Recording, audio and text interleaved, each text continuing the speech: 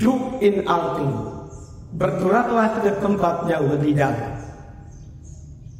Ibu bapa, saudara-saudari umat beriman sekalian yang terkasih dalam Kristus.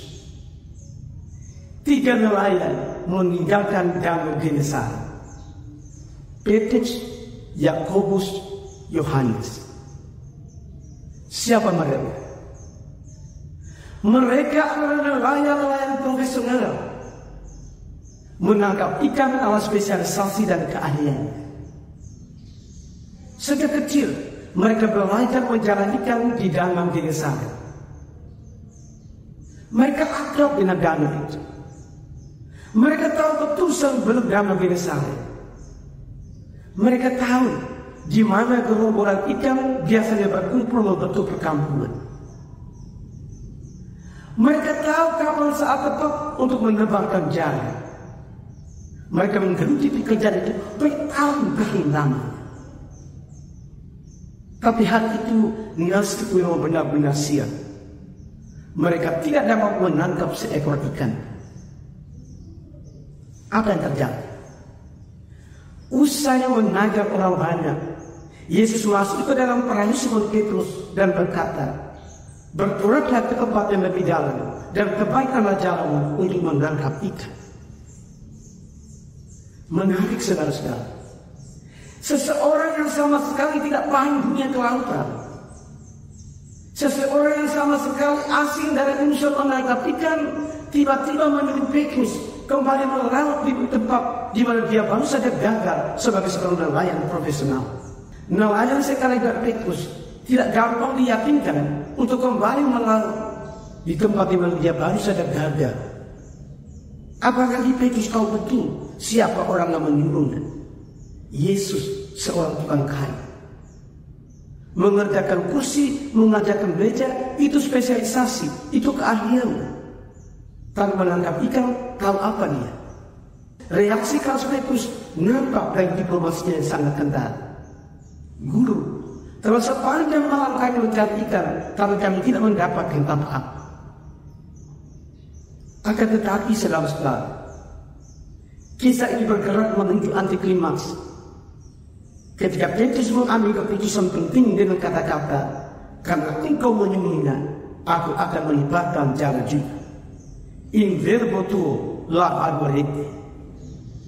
Petrus mencoba kemungkinan baru yang ditawarkan Yesus, dan lihat apa terjadi.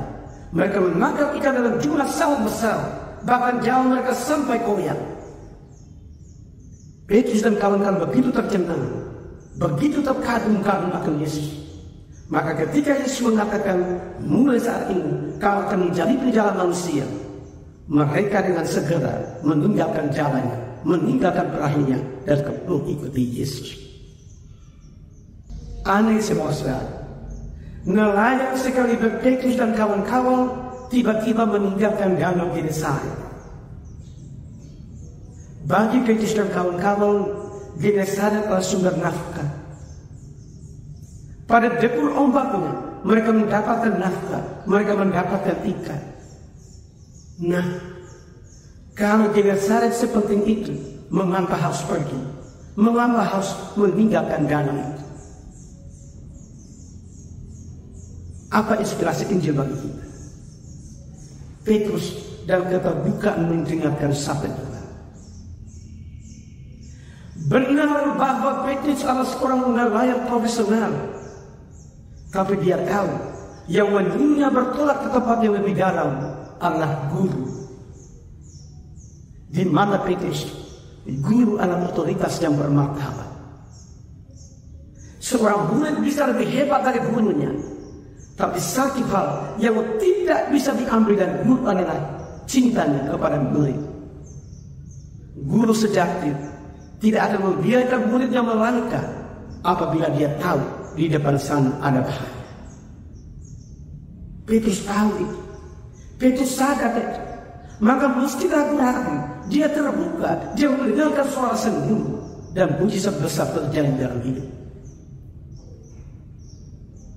Kita pun sering berada dalam Genesaret kehidupan.